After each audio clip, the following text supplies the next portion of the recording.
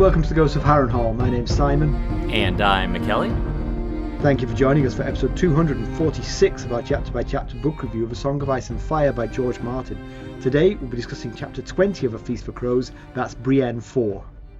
And as always, we're going to chat about the chapter and try not to spoil any future plot points for you, unless, of course, you have the Buy Me a Coffee Sustainer tier, which includes spoilers. But regardless, we're going to try and provide you some entertainment along the way. We'll summarise what happened, discuss our thoughts on it, provide some useful background, compare it to the television show, indulge a little pedantry, and cover some relevant news and listener correspondence. Be sure to check out our show notes. They'll provide you with additional information about the characters, geography, and so forth in this chapter. How are you, Mackelly? I'm doing all right. I'm hot. Whew. It is blisteringly hot. It is Yes. the hottest I can remember it, I think. It's just been a sustained period of very, very hot weather. It really has. I took the dog for a short walk right before we started recording, and we went less than a mile, and I was just so it was like I ran that distance, but I was walking at about a 25-minute per mile pace with my aging dog. So yes, hot. How are you? How are you doing? I'm all right. I've been a bachelor gay for a week. Yes, right. Carson's been away, so I missed. I was home alone for the 4th of July. Oh, okay. So just me and the dogs cowering under the bed. Yes. Did one of the dogs walk by and you jumped out and it said, "It's only Simon"? The dogs are afraid of fireworks, and I'm afraid of Americans reliving their moment of glory against the Brits. Right. Yeah. We didn't go to any show fireworks display either. We were at a friend's house that day, and then came home in the evening and cuddled with the upset dog. Although we did drug the dog. Oh, you did? Gave her some trazodone that the vet gave us, but it is only marginally successful. Yeah. You could try taking it yourself and seeing if the dog's upsetness bothers you less. Maybe that's true. Quit giving it to the dog. Yeah, that's not who it's for. She's going to be freaked out no matter. Oh, by the way, I walked near your office today. I was in your building. I was there. I thought about stopping by, but I had to get back home for a meeting. I left early as well because England were playing the Netherlands in the semi-final of the European Championship. So priorities. Yes. Priorities. And England won, so they're in the final. Okay. Good. It's job. Kind of exciting, but you know me, I'm a little bit disinterested in England. Oh, right. Yes. Sure. I'm curious about how it goes, but I am not. My happiness is not tied up with them. They're a bunch of pampered millionaires supported by a bunch of hooligans. If I Oldham, don't on the feel other much hand. common cause. They are not millionaires, and they are not supported by anyone, really. Right. So. Aside from you and your family. Exactly. They need all the help they can get. It's been an exciting week politically. There were general elections in Britain and France. Oh, okay. You know, my elder sister, she works for a political party in the UK, and she works in their campaigns department. So it's been her time to shine. Right, busy time of year for her. And so you know how the British parliamentary elections work. You say this with confidence. As I feel like we've covered this ground before, Mackelly. So basically, it's very simple, actually. The country is split up into 650 or 625 constituencies, and whoever wins that constituency, that's the MP for that constituency. And so all the parties put a candidate in every constituency, and then whoever gets 325 winners forms the new government. Exactly. My sister's party is the third biggest party in the UK, so they only had 12 of the 650 going into the election, but they won 72. Wow. I know. Fantastic night for her. Yeah, and she's part of the campaign department. I know. So. She said that group, the 72, she said the first email they get as a group is coming from me to say we were speculating what it might say. I assume it was something along the lines of, you need to get your financial statements in by the end of the week, sort of thing. Right. I would guess. Okay. But my brother and I were sort of like, theorizing that maybe it said something like, okay, all that daft stuff you said and did to get elected, you tamped that down straight away. Right. No more of that. You will toe the company line from here on. Mm-hmm. But funnily enough, the call we had with her before the election, she said, it's looking really good. She said, we think we might do really well. She said, we've got 50 excellent candidates and they could all win. And she said, after that, we get into the lunatic. So... the lunatic fringe. 22 of them. 22 lunatics. Good for her. Yeah, she's thrilled, I think. So, all right. Well, let's get down to business. How did we leave Brienne of Tarth? Well, last we saw of Brienne, she was in Maidenpool, seeing old friends, there's air quotes, people, Hyle Hunt and Randyl Tarly. The latter provided the news that Lysa Arryn was dead. Brienne met with Nimble Dick Crabb, who claims to have tricked a fool by selling him a map to a smuggler's cove, where the fool can escape Westeros along with 2 girls. Obviously, this is the biggest clue she's got, so she pays Nimble Dick to show her the way to the place on the map where Nimble Dick sent the fool and the 2 girls. Right. Mackelly, why don't we give the summary of this one? All right. Well, Brienne, Nimble Dick, and Podrick. Can I just say, this is a huge chapter. It took me a long time to read this chapter. I was like, good grief. Yeah. 18 pages on my 45 e-reader. On my phone. I bet.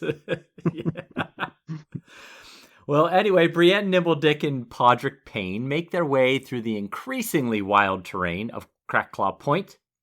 For a while, they have the luxury of staying in inns, Brienne and Pod in a room, and Dick on the common bed with the other travelers. Dick is annoyed that Brienne doesn't trust him, but she feels that trust is earned. And he quickly proves that her mistrust was accurate when he's caught with his hand in her saddlebag, where she should keep her gold. Wisely, she keeps it on her person, although perhaps slightly less wisely she tells him this. but I guess she did have to make the point, I really do have some gold, because she has promised him some gold. Yeah. Yes. So all he gets is a handful of lesser coins covered by a fine white powder she was using to fill the pouch out more, so it looked like she had enough money to hire him. Right. Physically, he poses no threat to Brienne while she's awake. It's when she's asleep that she has a concern. So when there are no more inns and the terrain becomes fully wild, she asks Podrick to watch over her at night while she sleeps. Dick tells of the bloody history of the land, of how the first men of the area fought off the Andal invaders, who were eventually forced to marry into the houses that they couldn't conquer.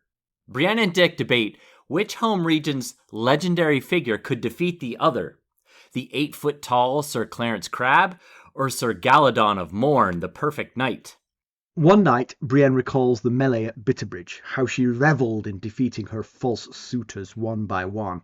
Finally, she faced Loras Tyrell, who played no role in the awful game to win her maidenhead, but he had roses on his shield, and Brienne has reasons to hate roses. On a particularly rainy night, Dick warns of a possible attack from squishers, fish-like humanoids with rows of sharp green teeth who eat boys and steal little girls. Podrick is alarmed, but Brienne dismisses the silly story. She wishes Jaime was here, and even wishes she hadn't abandoned Sir Creighton and Sir Illifer. Eventually, she really is heading downhill with her companions. Yes, she is. Eventually, their trail ends at a tall cliff. Dick shows them a path in the rock to follow. As they climb, Pod notices a rider on the trail behind them. Dick disavows any knowledge of the rider, but Brienne isn't convinced. The path ends at Dire Den, the castle of Lord Brune. Dick said the men of the castle were away at war, so Brienne assumes that they'll find no welcome here. Dick says the men of the castle are away at war, so Brienne assumes that they'll find no welcome here. The terrain is now completely wild. No roads or even trails to follow, just dense pine forests and bogs. Brienne starts to be concerned that she's being led on a fool's errand that could end in a trap. At least she hadn't seen the rider again. Brienne considers that she may need to kill the man, and remembers her master-at-arms worrying that she might not have the heart to kill in battle. When Brienne feels that she can take no more of the forest and bogs. By the way, actually, isn't an errand to find a fool by definition a fool's errand? You know? Right, yeah. Yes. No matter how she looks at it, it's a fool's errand. When Brienne feels that she can take no more of the forest and bogs, the whispers appear at the end of the tree line. The ancient castle is a near ruin. A tower has fallen over the cliff to the sea below, taking the stairs with it, which is why the smugglers no longer use the area. Pod hears the signature whispering of the disembodied heads that gave the castle its name. With alarm, Brienne does too, until she realizes it's the waves flowing through underground caves. The trio find a postern gate behind a blackberry bush that had recently been hacked through to get to it. The berries picked clean as well. Someone's been here recently. Brienne sends Pod back to the horses to get a sword from her bedroll, and gives her sword to Dick, who's touched by her trust in him. She commands that Pod stay by the horses, and she and Dick pass through the gate. Inside the wall is equally as ruined. Pine trees rise up everywhere, along with a solitary young weirwood. Dick begins to call out. Brienne tries to hush him, but to no avail. 3 men emerge from various hiding places. The fool drops down from the weirwood in front of Dick. Without warning, the fool swings a morning star and crushes Dick's knee with it. Dick falls to the ground. The fool recognizes Dick as the man who sold him the map and asks if he's here to give them back their gold. The fool then whirls the morning star and brings it down on Dick's face with a terrible crunch. Brienne recognizes the men. The fool is Shagwell, along with Pig and Timeon, members of the Bloody Mummers group who hacked off Jaime's hand and transported Brienne and Jaime to Harrenhal. The men recognize her as well. They immediately begin to speak of the ways they plan to rape her. Timeon tells of what's happened to the Bloody Mummers since she left Harrenhal. Brienne's bite of Vargo Hoat's ear became infected, and he lost the castle to the Mountain, who cut Vargo's limbs off one by one until the Mountain was called to King's Landing, and then he quickly just hurried up and killed Vargo. Urswick and some men made for Old Town, and Rorig headed for Salt Pans. And this lot, obviously, went to Maidenpool. Brienne says she's not here for them. She's looking for the daughter of Eddard Stark. It's the Hound she wants then. He stole the Stark girl as she made her way to Riverrun. Beric Dondarrion has the Brotherhood Without Banners looking for her too. Brienne realizes that Timeon is trying to distract her while the men surround her. She flies at Pig and kills him easily with Oathkeeper. She didn't flinch before her first kill. Shagwell and Timeon stand on opposite sides of her. She needed to choose one to attack before they both did. However, before she can decide, a rock smashes Shagwell in the face. Brienne quickly pounces on Timeon and dispatches him, suffering nothing more than a scratch. It was Podrick who threw the rock. Shagwell yields and Brienne makes him dig a grave for Dick with his bare hands. Night is falling by the time Shagwell finishes. Brienne scoops up Dick's body to carry to the grave. She knows Shagwell will make his attempt on her now. She's proven right when she hears ragged breathing behind her. She whirls and knocks a rock from the fool's hand. She pulls the dagger from up her sleeve and plunges it into the man's bowels. She wants him to laugh. She commands it over and over again as she plunges the knife in repeatedly until her hand is soaked with blood. We'll be right back. Hello, friends. Are you ready to make some unforgettable memories? Well, if so, consider the Marriott Bonvoy program. Discover the perfect destination for your summer getaway and unlock exclusive deals on luxurious accommodations. With our affiliate partnership, you'll enjoy unbeatable savings and a seamless booking experience. Don't let summer slip away. Visit Marriott Bonvoy today and make this vacation season one for the books. Use our Ghosts of Harrenhal affiliate page to check it all out and buy Bonvoy points or give some as a gift. The link to our page is in the show notes. She lays Dick in his grave and apologizes for not being more trusting of him. She tosses 2 gold coins into his grave. She's surprised to hear laughter from behind her and Pod. She finds Sir Hyle Hunt sitting atop the wall. He scoffs at the waste of gold dragons. He says he's been sent by Lord Randyl Tarly to follow her in the off chance she actually manages to find Sansa Stark. He asks what she'll do now about Sansa. Make for Riverrun. It's where she was headed. Brienne asks Hyle to help them bury Dick. He hops off the wall, and together they fill the dirt in over Nimble Dick. Nimble Dick is really trying to make amends, isn't he? No, sorry, I got the name wrong. Hyle Hunt is really trying to make amends, isn't he? He's sort of...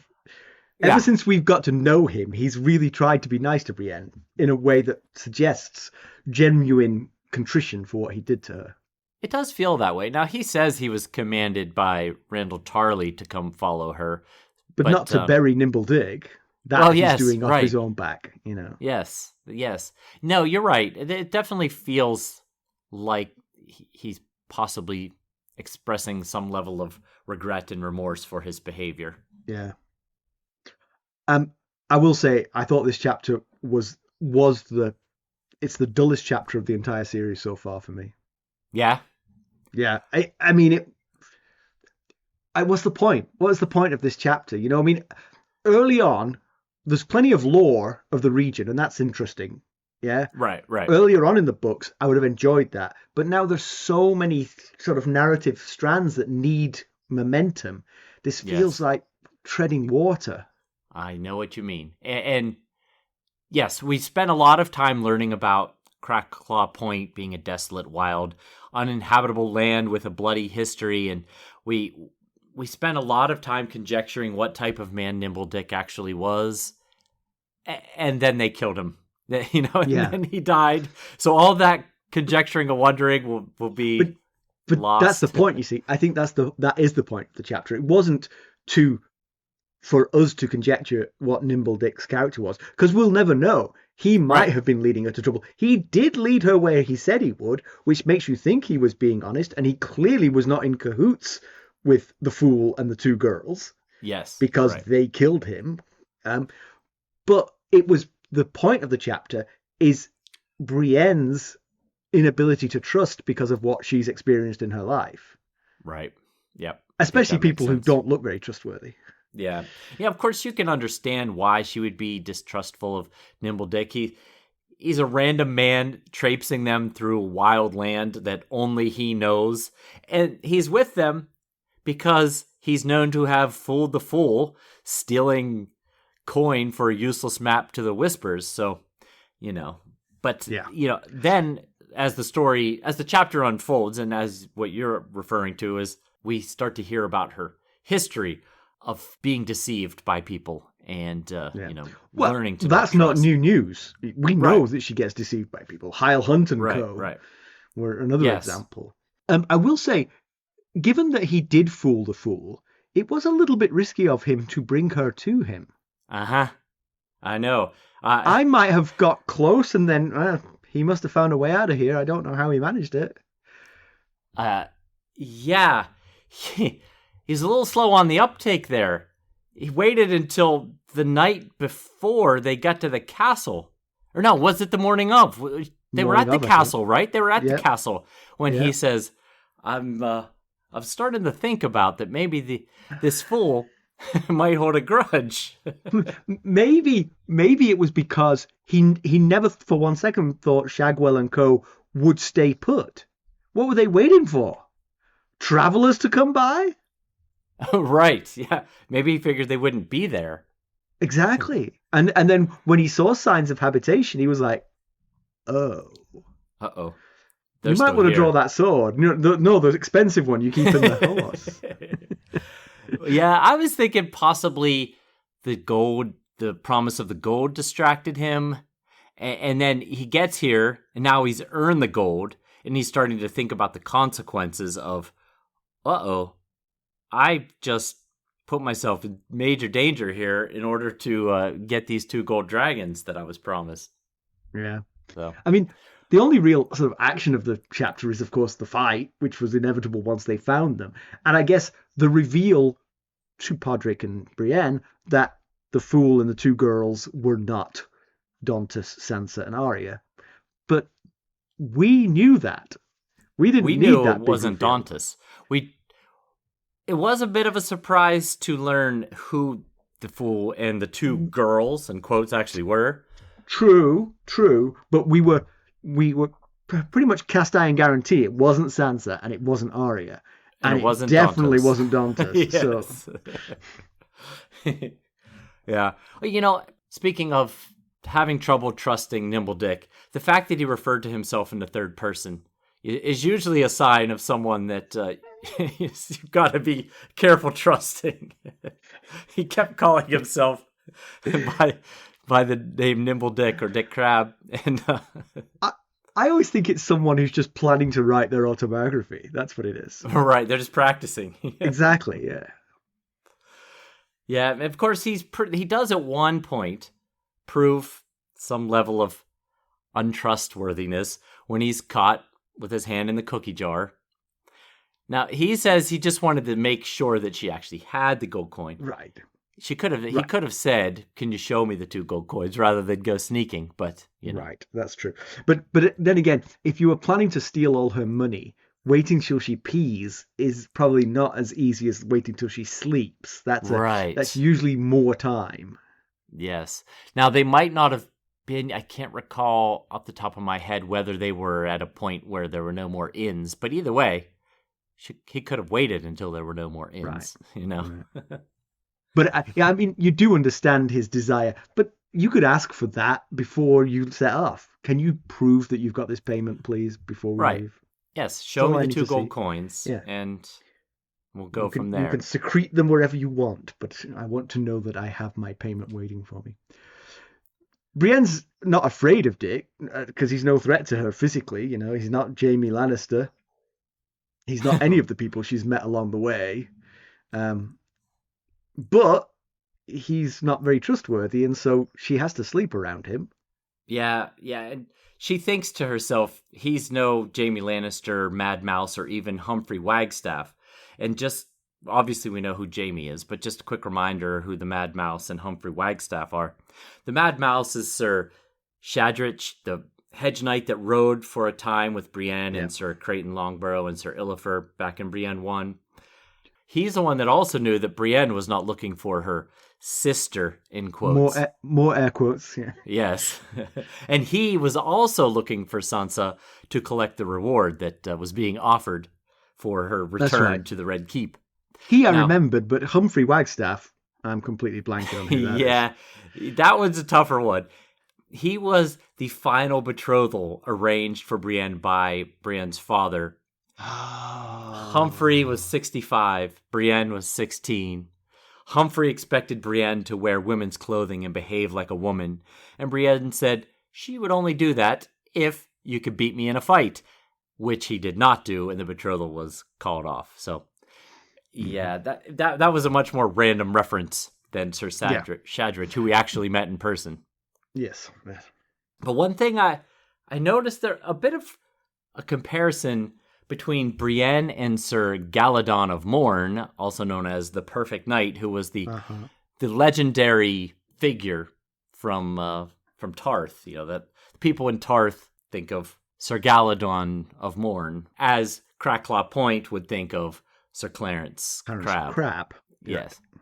But, you know, the one thing about Sir Galladon is that he was such a perfect knight that the maid, the maid, was smitten by him and gave him this special sword, and that he only reveals and uses sparingly, much like Brienne was given a special sword by Jaime, who I don't know that anybody would confuse for the maid, but, you know, and that she only uses sparingly and reveals sparingly. So I suspect Cersei has referred to him as such on numerous occasions, not mistaking him for it. But... Right. Now, of course, Brienne also puts a ton of stock into honor and living up to her word, which it seems like the perfect knight would, something that a perfect knight would do. And honestly, she's possibly the most honorable knight that we've ever met in this story. Yes. And ironically, she's not a knight. So no, indeed. Yeah, you know. She's definitely the closest to the ideal. Yes. The next bit we're going to talk about is something that I've been thinking about quite a bit. So unbeknownst to us and to Catelyn, who was our witness for this, the melee at Bitterbridge that Brienne won in order to earn her rainbow cloak for Renly's Kingsguard was a moment of sweet, sweet revenge for Brienne. Yeah, We turns just out. thought she was fighting those guys because they were in the melee together. But she Right. was walking through that melee, shoving others aside to get revenge on the people who'd been mean to her. Yes, her mock suitors. Her mock suitors, every one of them, basically. Apart from Hyle Yes. Hunt, he seemed to avoid it. He was. I can't remember. Was he not mentioned? I I can't don't think remember he if he was was mentioned. mentioned in the Yeah, list of He who didn't she seem to took be. out. Yeah, she was crushing mock suitors left and right, and then, even though the Knight of Flowers was innocent in any of, such terrible games that were played on her, he By did have this point, roses. yeah, by Right. this point. but He had roses the- on his shield, and she hates roses because Yeah. she hates roses. I mean, it's never explicitly stated. It just says in the chapter, and she hates roses. But we can assume the reason she hates roses is because of the betrothals and the boys and men, when you're talking about Humphrey Wagstaff, bringing roses to her, and probably the men who were mock pursuing her probably provided roses and such as well. Yeah, absolutely. And of course, Red Ronick Connington was one of her original betrothed, and he gave her roses and told her that's all he was ever going to give her. I think that's the key moment for It her. is. Roses. Yes, it's the one specific time that roses are Yeah. mentioned in that situation. Yes, you're right. But the whole thing about this that sort of like has struck me. Now, self-reflection here. When I read the stories where Brienne is in a fight, am I more concerned for Brienne because I'm underestimating her because she's a woman? Or is it written to make the peril seem greater when she's fighting than other people? Because she won that melee at Bitterbridge against anyone and everyone. Yes. Nobody Yes. can beat this woman, and yet every time we get into a fight situation, I'm on the edge of my seat like, please look after Please. Brienne. Now, she's in a little bit more peril than most people because almost invariably the person who's fighting her is threatening to do sexual misdeeds to her if they win. True. That's true. But I should rely on the fact that she's really great at this and Right. not worry about her so much. But I do, and she does too. She doesn't have the confidence that winning that melee at Bitterbridge should have given her. Right. Yeah, you're absolutely right. Now, of course, they were using blunted weapons, so I guess there's that. But no, you're right. Yeah. She was hitting them with hers more than they were hitting her with theirs. That is true. Yeah. And if you just add sharpness to that, it'll only make it even more one-sided, I feel. I mean, she rationalizes her not being afraid of Nimble Dick, that he isn't an equal of the people she's fought previously. Yeah. Right. She should think the same of Shagwell and Timeon and Pig. I did have that thought when she was. I mean, anytime you fight, someone could get in a lucky shot and take you out. But I did have that thought. I was thinking when the fight was going down, she should be able to handle this. She won the melee at Bitterbridge. Right. You know? But now, in the melee, everybody's fighting everybody. right. Here it's Yes. 3 against 1. So there is a difference. There but is a difference, yes. I just can't decide if maybe it's just an innate sort of like, I want to protect the lady, that I don't want her to get into these fights. Right. And if so, I apologize because, I should treat her as an equal, not as someone needing more protection. Yeah. Possibly it's her own lack of self-confidence that might create such a feeling Yeah, of I suppose so. concern for her. I suppose so. Did you notice that at one point in one of her dreams, Jamie took Renly's place? Yes, and I don't think it's the first time. I feel like that has happened in before, previous dreams. And no question about him taking Renly's place because it was Jamie putting the rainbow cloak on her. That could Right. only be Renly. It's not like Yes. there might have been 2 similar incidents. There weren't. That's just one incident. Yeah, it certainly feels like she has developed some level of feelings for Jamie. Now, they did go through some really rough ordeals together, so, it's Forms a bond. understandable. Right. Yeah.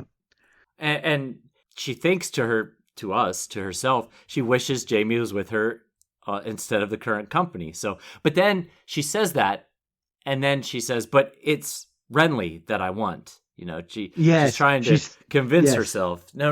Exactly. I want Renly. I love Renly. Yes. He is dead. Right. Yes. She could perhaps move on. Right. Doesn't feel like a complete betrayal to start fancying Jaime instead. I think the issue is Jaime. Not so much giving up on Renly, but the fact that it's Jaime who, for so long, repulsed her in so many ways. Yes. Now, you spotted a subtle Sir Duncan the Tall reference, which passed me by.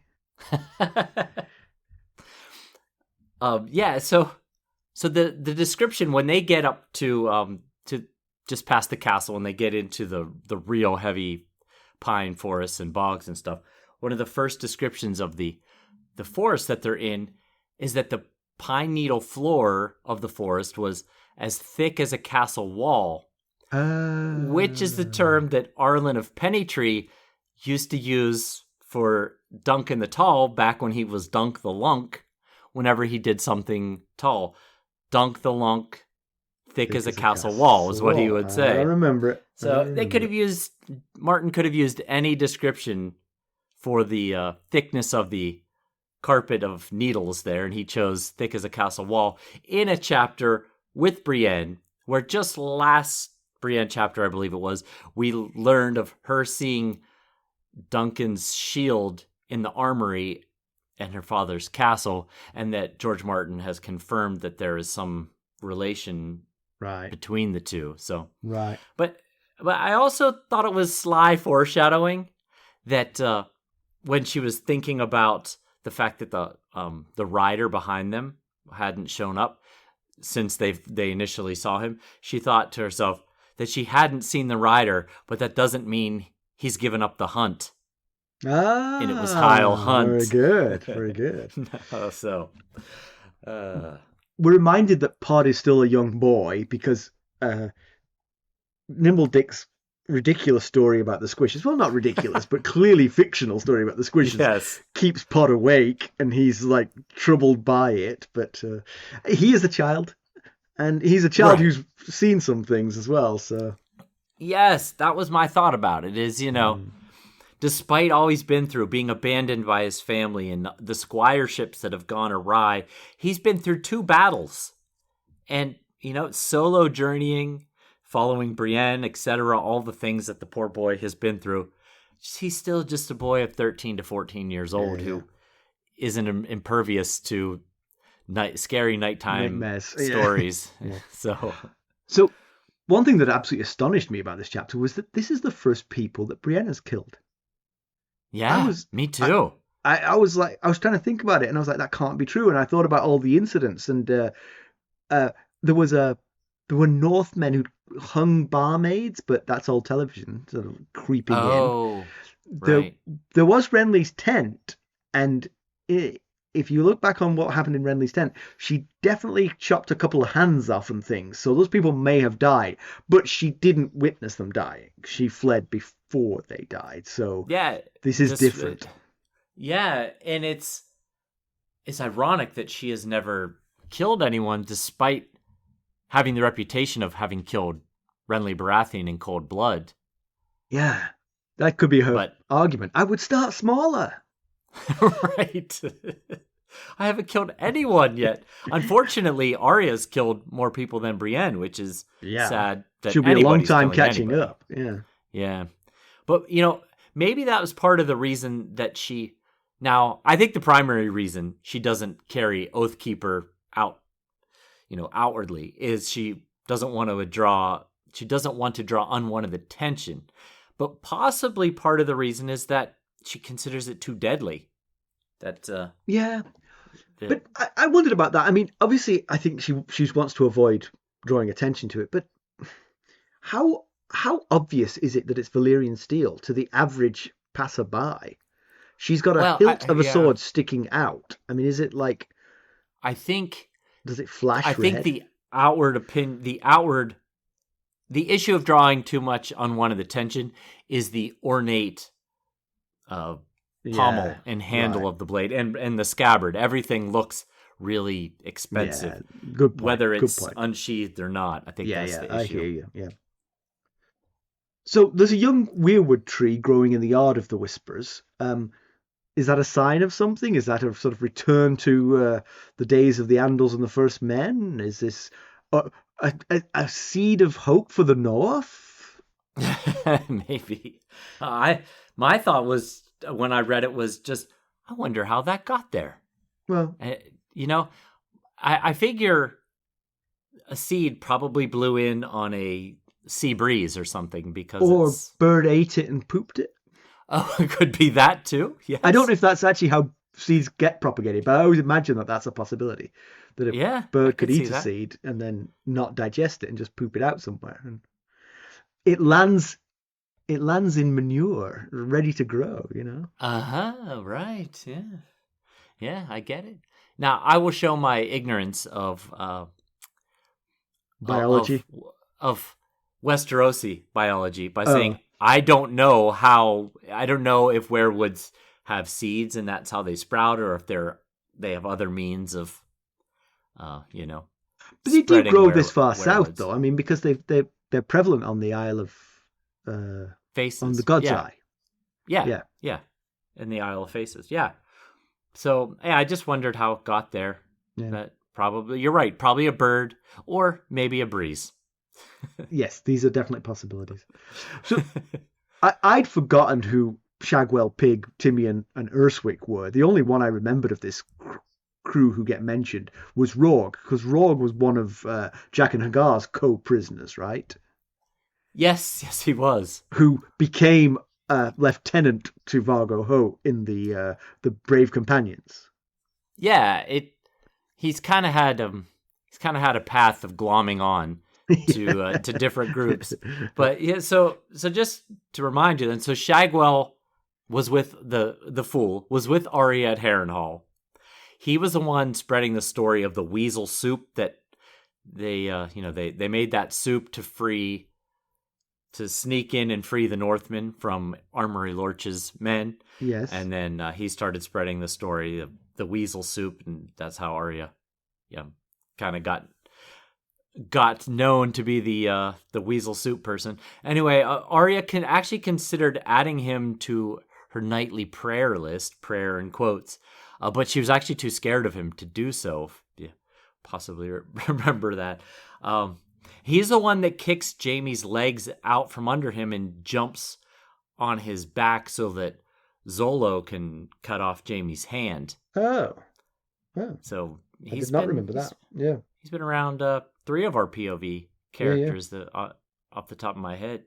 So Pig and Timeon, they were both just part of the Brave Companions group that captured Jaime and Brienne. They never really separated themselves all that much. A little bit of bit of wallpaper.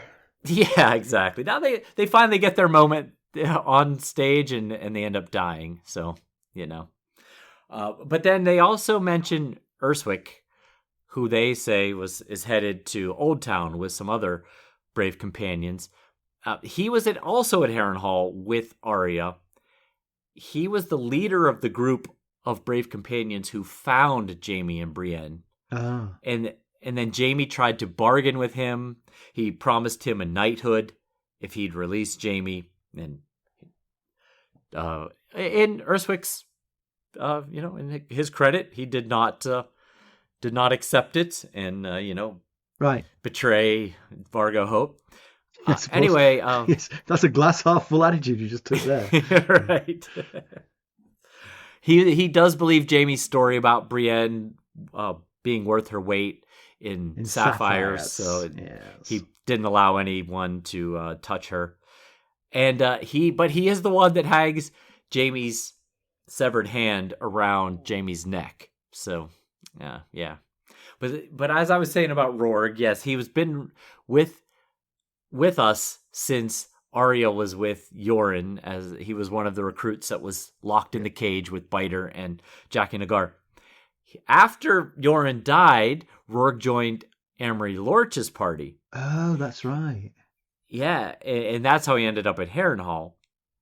He did help Arya with the weasel soup along with Biter and Jack and Hagar to free the Northmen in Harrenhal. But then, after Amory Lorch was killed, after the Northmen had been freed, he then joined the Brave Companions. Mm-hmm. So, yeah. So, that's who all those folks are. And Brienne learns something that I think we remember that she bit Vargo Hoatsier, but she probably doesn't know that that led to his downfall, that got Right. infected, and basically he couldn't defend himself when the mountain came by, and he certainly got a good dose of his own medicine from the mountain. Yes, for a man who's known to cut hands and feet off of people, that's exactly what the mountain was doing to him. Yeah, yeah. And until he was called away by a bird, and of course we know that bird was from Cersei saying, "I need you to champion me in the trial by combat against Tyrion." Mm-hmm. So all comes full circle, I guess. So the rumor mill here has led to perfect misinformation, because of course Brienne is now in the belief that the Hound has got Sansa somehow, and of course it wasn't Sansa, it was Arya. But now Brienne thinks it was Sansa. She could figure this out, because if she asked a couple more questions, the timelines would clearly not match up, because Arya was with the Hound significantly, not massively, but no, I suppose there was quite a bit of overlap with Sansa being gone. That is a good question. There was. Because, I think it's the beginning of this book that Martin has that foreword that says not all the timelines are perfectly lined up. Right, so. But I think he meant for this book and the next book is what he was talking about. I felt like through the start of this book, we could trust the timelines. Okay. I thought he was saying, now stop trusting them, because we're going to jump around a bit. Yeah, maybe. Yeah. But yeah, so I can totally understand how she's drawn that conclusion, because she thinks Arya's dead. Right, yeah, and it's never stated. Nobody says Sansa. They say the Stark girl. And they probably don't know. They never saw her. Right, yeah. Well, actually, they all met her. They just didn't know it. Yeah, first of all, it's very old news.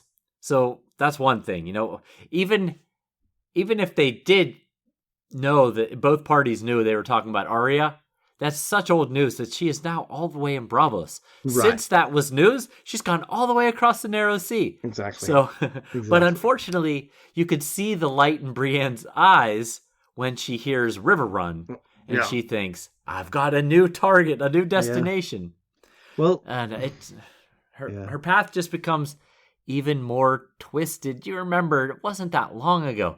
For a brief moment, she had the right idea of going to the Eyrie, and now all this news that she's been hearing is just causing her to get colder and colder, and not in a good way. No. Like, colder and colder away from the actual location she needs to be in.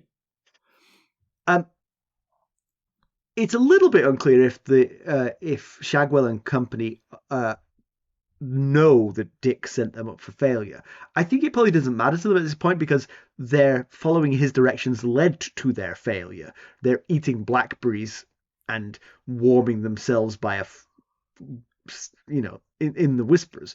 So they're going to be mad at him even if he didn't do it on purpose. I think he did do it on purpose, though. Yes, I agree. He definitely did it on purpose. For me, the confusion seems to come in when Shagwell, when he sees Dick after he takes out his knee, says, "Have you come to give us our gold back?" And then he kills Dick. But then moments later, Timeon tells Brienne that they're going to rob her and rape her, but rob her because they need the gold to pay for these smugglers, which at least makes it feel like he still thinks they're going to find smugglers coming out this way. Interesting. So that's why it seemed a bit confusing to me whether they actually realized that no smugglers were coming. We'll be right back. This episode is sponsored by Audible. To get a free audiobook, or 2 if you're an Amazon Prime member, go to our exclusive URL, audibletrial.com/ghostsharrenhal. You can find the link in our show notes.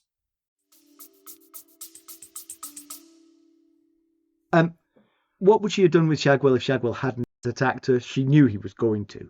I mean, yes. he knew he was on a death sentence, so he had nothing to lose. But if he hadn't done it, then that would have put her in that very awkward position for an honourable knight such as Brienne.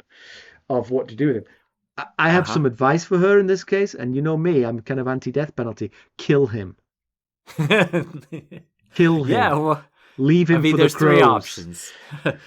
Take him as a captive, no, leave him here, or kill him execution style. Yes. And she just took her first 2 lives, and that was in a fight when it was her life versus their life. Here, she would be killing a man who has yielded and killing him, unless she tossed him a sword and said, okay, one of us is going to walk away alive. Wait, I'm giving you the wrong one. Hang on.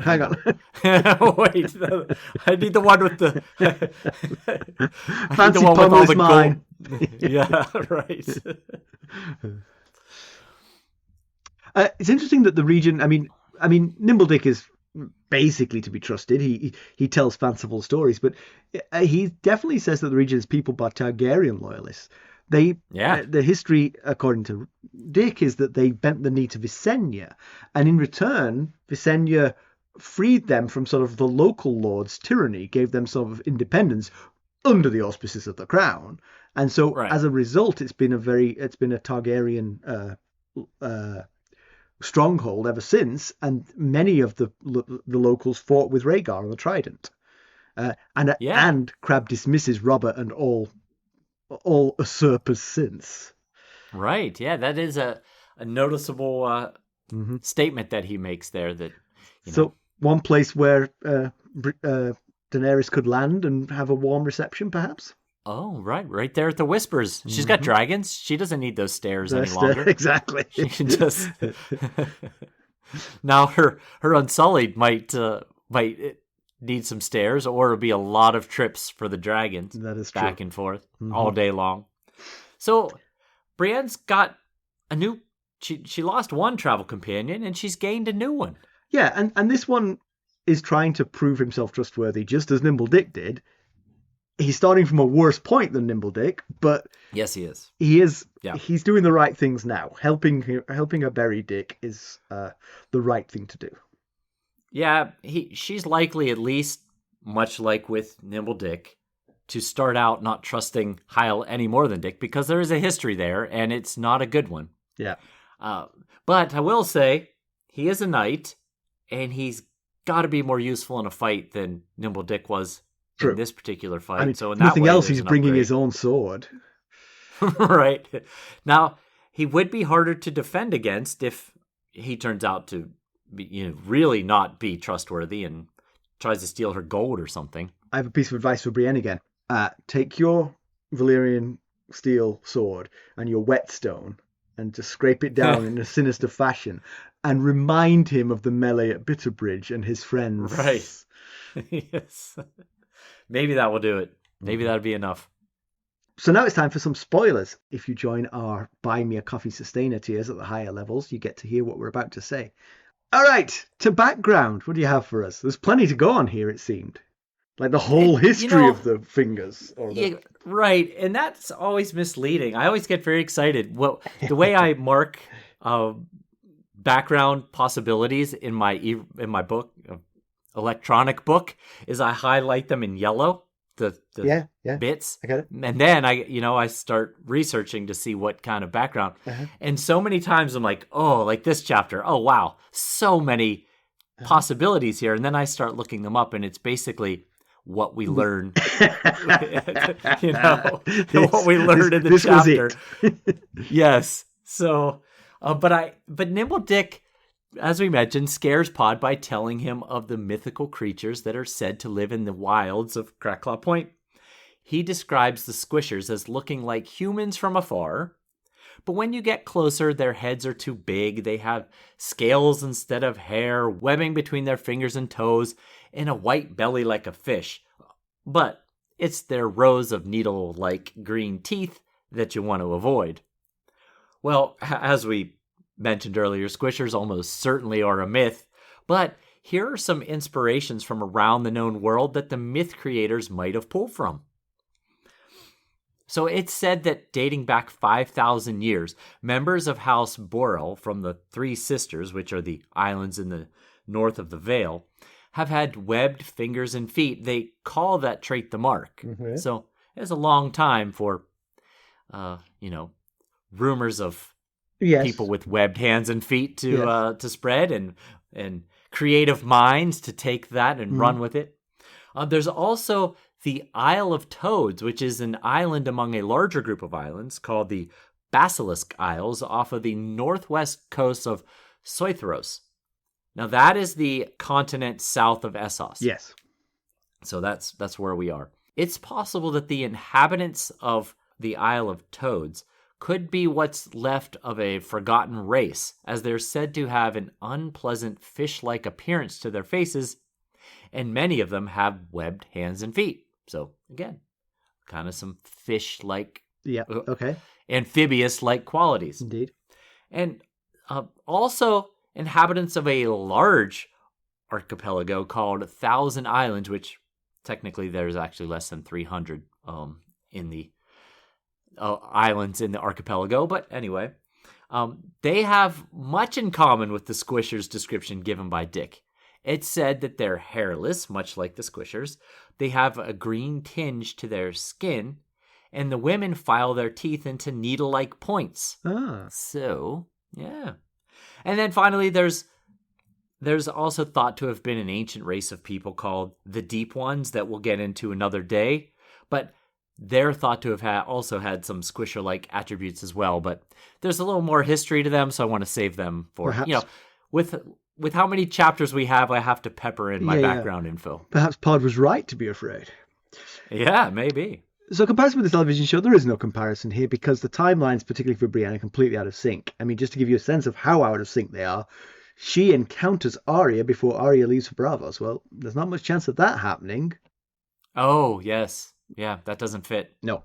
So it's completely out of alignment. So there's nothing. I mean, Brienne and Pod are having some adventures, but they don't match this at all. And there's, as far as I remember, no Hyle Hunt at all. That aligns with what I recall, anyway. Pedantry corner. At some point in this, and this is not pedantry really, this is sort of like pedantry against the podcast, because at some point they're talking about. You're probably not alone. Pedantry against our show. At some point, somebody, I think it's Brienne, says that the days are getting shorter. Now, the days are getting Nimble Dick says he's as trustworthy as a day is long. And she said the days are getting shorter. Yeah. Well, if the days are getting shorter because winter is coming, that wouldn't happen if it was the volcanoes that were causing the winter. Oh, yes. I liked that theory too. Yeah, not ready to give up on it yet. Okay. Again, it could be a combination of things, but that's definitely celestial body movements leading to that. Right. Yeah. And the other question, this is just a question mark, and actually we can edit this out. Did she go to Harrenhal? When did she go to Harrenhal? She went to Harrenhal with Jaime, with the Brave Companions. It felt like she was talking about a prior visit to Harrenhal in this chapter. So that's my bit of pedantry. That's why I wrote Harrenhal with a question mark. You wrote that. Good. Because I thought I wrote it, because I was thinking it too. It's like, did she go to Harrenhal twice? So it's either a typo. So here's what happened. I'm going to read, as I wrote it down on a note here. I'm going to read the sentence from the chapter. Yeah, and also, I will say, you called Brienne Sansa earlier, so that, mistakes can happen. But carry on. Oh, yes. When it comes to names and me, especially if Cersei and Sansa are mentioned in the same... Sure, yeah. You could guarantee of whatever I say, it's the other way around. One of them's the Queen of Westeros, but which one, we'll never know. So the line is... Now, she's referring to discovering that the people that were saying nice things about her as a little girl, it turned out they weren't being genuine about it. They just were trying to curry favor with her father. And it was her septa that told her, hey, the truth is in the mirror. And she thinks to herself, it was a harsh lesson, but it stood her in good stead at Harrenhal when Sir Hyle and friends played their game. Yes. Now, that is it. So I went on to our Buy Me a Coffee Sustainer channel in our Discord community, and I said, does anybody else's book say Harrenhal, or is it just my book that has the typo? But yours says Harrenhal. Mine as well, definitely right? says Harrenhal, because I had the same thought. Yeah. So now Martin has gone to the... But actually, are you reading the ebook? Because Yeah. I'm reading the ebook too, Yeah. so we're reading the same edition. Oh, okay. Yeah, that's probably true. Martin has gone to the unreliable narrator before, like with Sansa remembering being kissed by the Hound, but we were there, and to our knowledge, no kiss happened.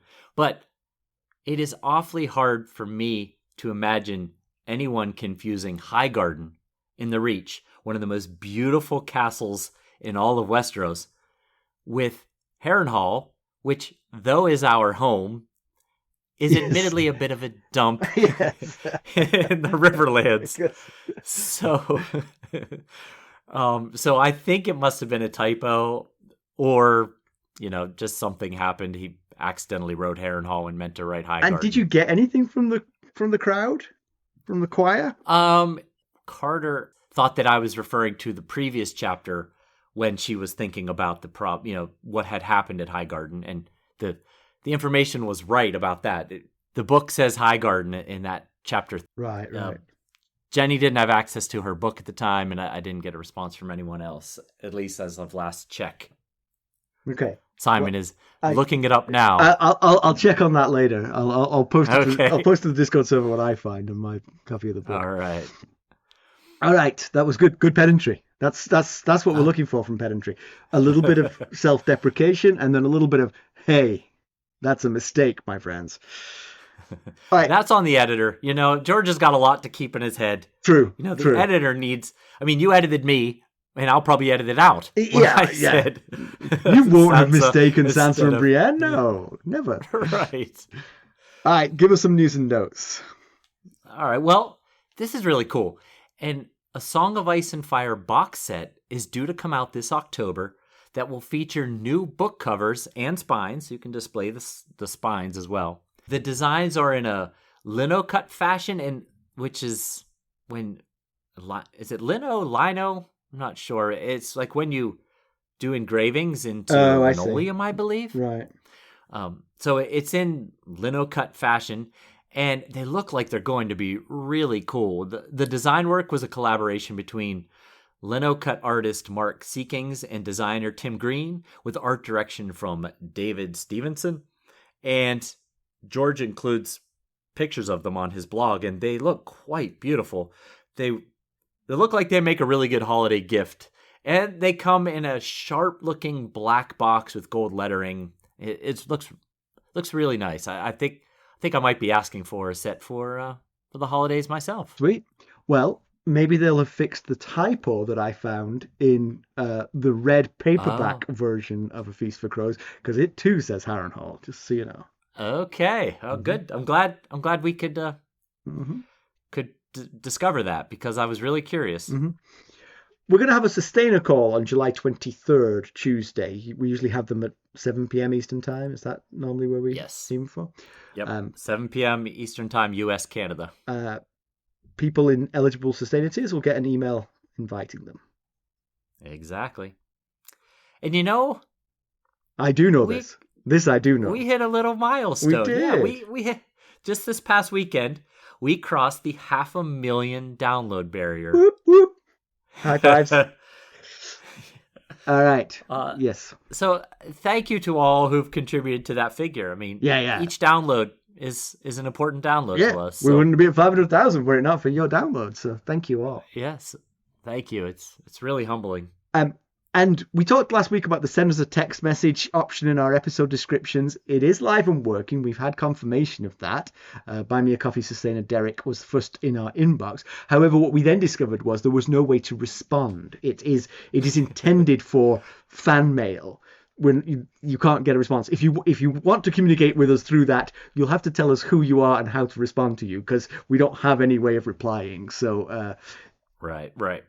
Now we know. But thank you for testing it out for us, Derek. We appreciate that. That we do. And we have a review from FocoBuff15 on Apple Podcasts. The subject line is, "My favorite A Song of Ice and Fire pod!" Exclamation point. Mine too. Yeah. It's in my top 3 at least. And the review goes like this. "I typically listen on Pocket Casts, but love this pod so much I had to download Apple Podcasts just to leave a review. Well, first of all, let me just pause and say thank you so much for taking the time to do that. Yeah, that's not nothing. That is a thing right there. And we very much appreciate it. Simon, Mackelly, and in parentheses, and Jenny do a great job of summarizing and discussing each chapter. Using this as a companion pod has made my first read-through of the books infinitely more enjoyable. Oh. And that warms the cockles of my heart. Mine too. When I hear that people are using it as a companion, especially during a first read-through, that just brings me much joy. Good. Because that, as we've said many times, that was the original intent of the whole show. Thank you, FocoBuff15. We appreciate it very much. Yes, thank you. All right, let's draw a line under this epic, this mammoth chapter. The fool turned out was not Dantas, so... Shock! Yes. Could have been anyone, probably not the dead person. Well, you know... Right. The veil is fungible in this book, so who knew? We'll never truly know how on the up and up Nimble Dick was. It always felt like he was playing some kind of game. He played a game on the last people. Why would he not play a game on Brienne?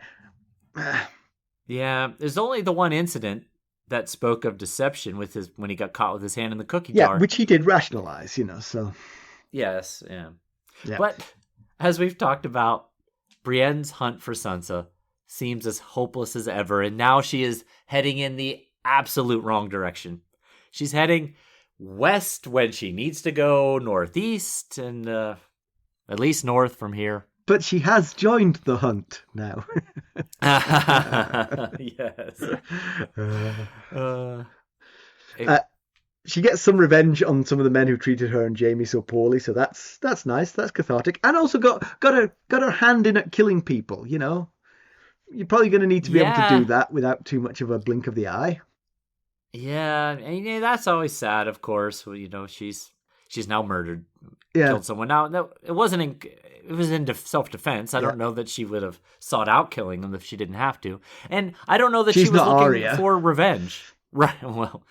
And I don't know that she was looking for revenge, but she definitely got it. Yeah. I don't imagine it was as sweet as beating her false suitors in the melee, and they survived. So there's that as well.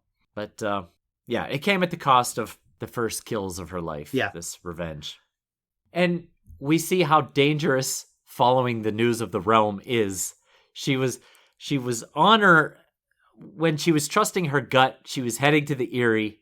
Making the right decisions. Now she's been getting news left and right, and as she's been doing so, she's been heading on wild goose chases, and it looks like it's going to continue. She's now heading to River Run. So, and she has this new travel partner, Hyle Hunt, with whom she has some history. I'm hoping that he's turned a new leaf and he's going to make amends, and he's going to be her protector forevermore. Not that she needs one. Or at least she'll be his protector. Right, yeah. Right, yeah, probably. At least her partner in this journey, And Pod's a loyal guy. So. Yeah, for sure. That's the one thing Pod's got going for him. And next up, we have a chapter called The Queen Maker, which I'm very excited about. I saw that was the title of it, but I did not poke into it. So it'll be exciting to me to find out who the Queen Maker is. There's 3 ways that you can help us. You can leave us a positive review, as FocoBuff15 did. You can buy us a cup of Arbor Gold at buymeacoffee.com/ghostharrenhall. There you can join us at any of the various sustainer levels, and there's a tier to match your budget and interest, and the upper tiers get you the spoiler section. You can make a donation directly to our cause at ghostsofharrenhall.buzzsprout.com.